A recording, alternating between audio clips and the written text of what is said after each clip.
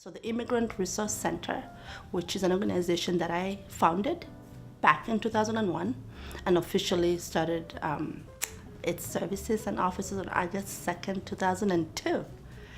At the time, Laura Fortman was the executive director of the Women's Lobby, and she did a lot of work, and that's how we first connected to the lobby, and then the Women's Lobby, and then Laura became the Commissioner of Department of Labor, and we just continued, and it was our first time being introduced to reproductive health, women's rights, women's health, women's issues.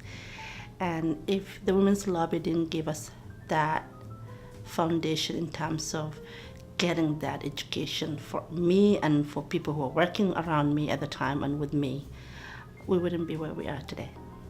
Obviously, women's rights in terms of health and reproductive health, that's a major thing. The Women's Lobby did a lot of work around making sure that our healthcare access were preserved, education rights, women in the workplace, just a number of different things. And what the Women's Lobby has done is recognizing that the state of Maine is mostly white, and that these voices that were not represented had to be represented. And so they groomed a number of us and made sure that we were at the table, made sure that we were collaborating, made sure that we spoke at public events and we spoke at the annual events, and we connected with grassroots and policymakers. And that brought us a very long way. And so today I look back and I see all of the milestones that we took together, which is ensuring that immigrant women in the state of Maine are really, they're known, and people are aware of what our rights are. People are aware of what our needs are, where the gaps are. And so I look at, young girls, and those girls who are going to be the future leaders of tomorrow, and how the lobby, brings those girls into events and mentors them. And, an example is not too long ago when we had a meeting in the Lewiston urban area, and we brought a bunch of women together and looking at, okay, what are our priorities, what are our needs, where are the gaps, and how can we all work together? And you look at the table, and it was a mixed table.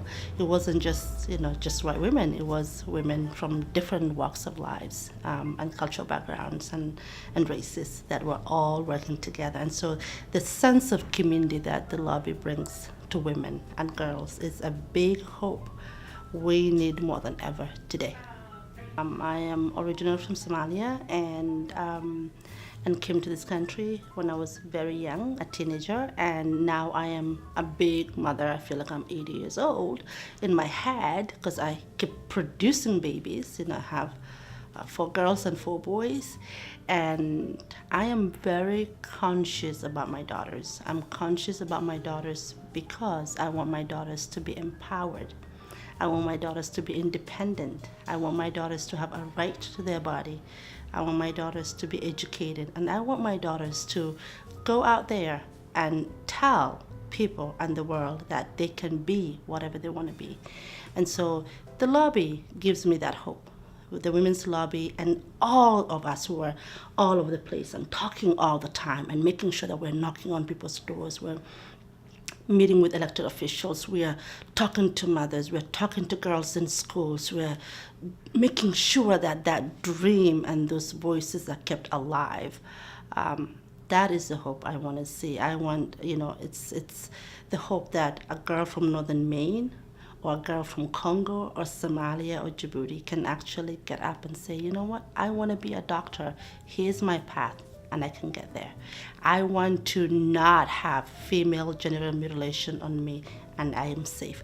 I want my daughters to feel hopeful of the world. I want my daughters to believe in their voices and to believe in themselves so that they have the same ability a young boy just like them, their age, has. And together, we can thrive.